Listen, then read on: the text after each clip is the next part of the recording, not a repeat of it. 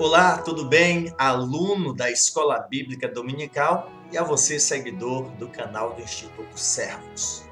No vídeo de hoje, nós vamos apresentar um subsídio à segunda aula do primeiro trimestre de 2021, cujo assunto é a atuação do Espírito Santo no plano da redenção. No primeiro vídeo, nós conversamos um pouco sobre o papel do Espírito Santo na salvação do pecador.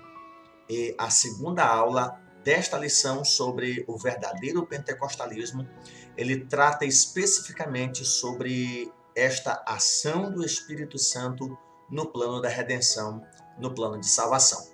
O texto áureo da nossa revista diz que as igrejas em toda a Judéia e Galiléia e Samaria tinham paz e eram edificadas e se multiplicavam, andando no temor do Senhor e na consolação do Espírito Santo.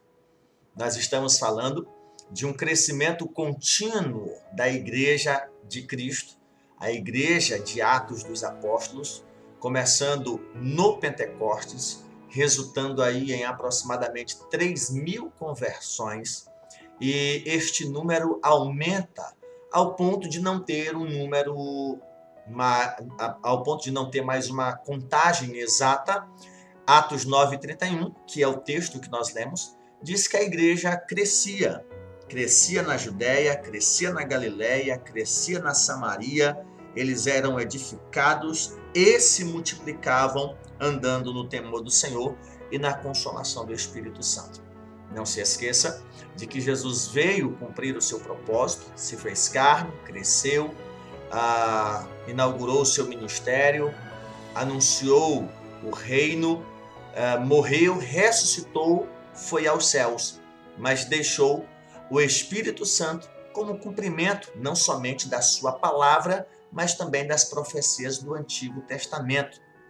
Então, o Espírito Santo, como este que atua no plano de salvação, não foi iniciado a partir do anúncio de Jesus no João 14, João 16, onde ele diz que viria outro Consolador, que o Pai enviaria, à medida em que ele, Cristo, subisse ao céu, o Pai enviaria outro Consolador. Não começa ali.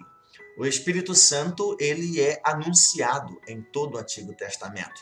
E o primeiro ponto da nossa lição vai abordar sobre o Espírito Santo como promessa.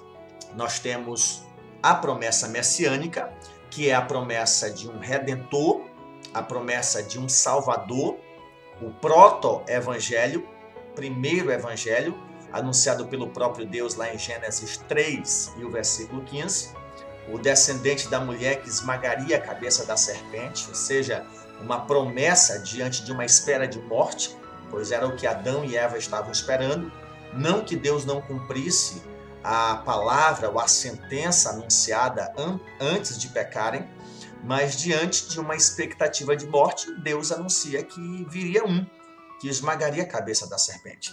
Então, essa promessa messiânica, ela é nutrida pelo povo hebreu, mas também outros povos também tinham na sua religiosidade a expectativa de um salvador. Claro, não um salvador espiritual, um perdoador de pecados, mas a ideia de um Messias que viria trazer paz ao povo, que traria paz à civilização.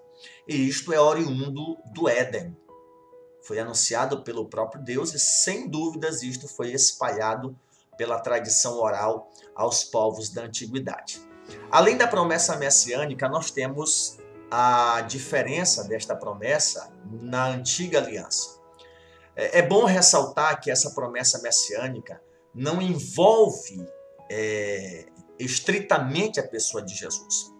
Tudo bem, Jesus salvou, mas nós percebemos a ação da Trindade em todo o processo da encarnação ou da humilhação de Jesus, ou a humilhação do Verbo. Por ocasião da encarnação, nós temos o poder do Altíssimo, a concepção pelo poder do Espírito Santo. Jesus Cristo nasce, cresce, é batizado, o Espírito Santo desce sobre ele, nós temos o testemunho do Deus Pai. Então, a promessa messiânica não envolve somente a pessoa do Filho. O que o Filho veio fazer foi cumprir a vontade da Trindade Santa, salvar o homem. O plano é de Deus, o Filho executa, o Espírito Santo aplica, mas não é um trabalho individual, não é um trabalho independente, é uma ação conjunta, é uma força-tarefa das pessoas da divindade para salvar o homem. Então nós percebemos a ação da Trindade em todo o ministério de Jesus, em todo o período da humilhação. E humilhação eu me refiro ao momento da concepção até o momento da ressurreição. Porque uma vez que Jesus ressuscita, ele não está mais em um estado de humilhação, mas agora de glorificação. Jesus está glorificado e é neste corpo glorioso que ele sobe aos céus e é o mesmo que ele descerá, segundo as palavras dos seres angelicais lá em Atos capítulo 1.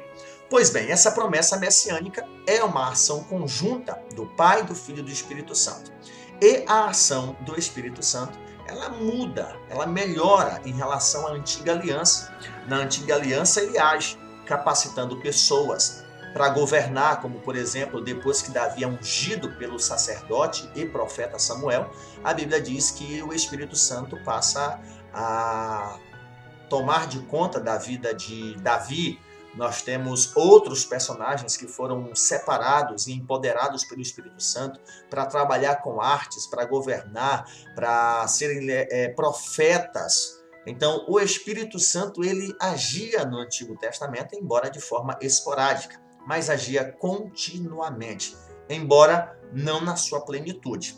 E diante disto, nós temos esta promessa em todo o Antigo Testamento. Geralmente se lembra de Joel capítulo 2, mas não podemos esquecer, por exemplo, Isaías 64, Isaías 44, versículo de número 3, que Deus diz através de Isaías: eu derramarei água sobre o sedento e rios sobre a terra seca, derramarei o meu espírito sobre a tua posteridade e a minha bênção sobre os teus descendentes. Então o Espírito Santo já é algo anunciado, prenunciado, que ele viria, que ele seria derramado e de forma diferente da antiga aliança, ele agiria com mais totalidade na sua plenitude, capacitaria pessoas para darem continuidade à obra do Senhor. E é isto que acontece com a vinda do Consolador. Jesus Cristo está presente, em corpo agora ele se torna ausente porque vai para o céu, mas como Deus que ele é, está em todos os lugares.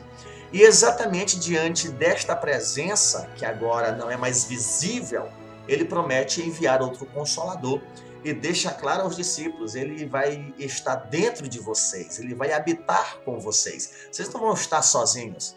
É como se os discípulos pensassem assim: Jesus, nós estamos te vendo, te olhando, te tocando, e Jesus dizer: olha, agora ele vai estar dentro de vocês, vocês vão senti-lo com vocês nunca vão estar sozinhos. E isto se cumpre a partir do Pentecostes. Nós encontramos a vinda do Consolador, a descida do Espírito Santo, e encontramos no livro de Atos dos Apóstolos toda uma ação do Espírito Santo de forma maravilhosa. E no que diz respeito ao Espírito Santo, na sua missão, dessas pessoas que ele convence, que ele aplica a salvação, ele ensina, é o segundo ponto da nossa revista, ele como consolador. Você professor, você aluno, é interessante você entender isso. Quando a Bíblia fala que o Espírito Santo é consolador, não é a ideia de passar a mão na cabeça, colocar a cabeça do crente no colo, no peito e fazer carinho. A ideia de consolador é o termo atribuído a conselheiro, a advogado, a defensor. Talvez esta má interpretação, talvez até pelos termos trazidos pela língua portuguesa, façam com que tenhamos em mente a ideia de que o Espírito Santo ele é sensível demais. Não, ele é Deus Todo-Poderoso. E a ideia de consolador, parácletos, é defensor, é conselheiro, é advogado, e é isto que ele faz. Ele testemunha de que nós somos filhos de Deus. Ele nos convenceu, ele aplicou a salvação em nós, habita em nós, ele testemunha, ele nos defende, mas para isso precisamos ter nascidos de novo. E este novo nascimento é ele quem opera. Palavras de Jesus a Nicodemos: quem é nascido da carne é carne, quem é nascido do Espírito é espiritual. Então, o Espírito Santo ele nos defende, claro, ele habitando em nós e conhecendo a nossa nova natureza. Natureza restaurada, uma natureza transformada pelo seu poder. E além de nos consolar, nos defender, advogar a nossa causa, ele é ensinador. É a ideia da consciência que é ligada ao Espírito Santo de Deus, ou o Espírito Santo de Deus testifica com o nosso espírito de que nós somos filhos de Deus. A partir daí eu entendo que uma vida de pecado eu não devo mais praticar por causa da denominação, por causa do pai ou da mãe, mas porque eu sou filho de Deus. Há um trabalho do Espírito Santo no meu interior, no seu interior, que nos leva a sermos ensinados por ele a respeito do que deve ser feito e do que não deve ser feito. Eu particularmente, tenho muito cuidado e zelo para não tentar, de qualquer forma, perguntar isso é certo ou errado, isto é pecado ou não é. Eu entendo que o contentamento da salvação, o contentamento do Espírito Santo não vai me prender a coisas fúteis, que mesmo não sendo pecados, ou sendo ou não sendo, não vai fazer diferença nenhuma na minha vida. Eu acredito, pelo que eu vejo na Bíblia Sagrada, que o contentamento com o Espírito Santo nos faz viver de forma modesta, E tem coisas que necessariamente não são pecado, mas que nós fazemos pecado pela nossa ambição, pela nossa concupiscência, por nossa avareza, ou pelo simples individualismo.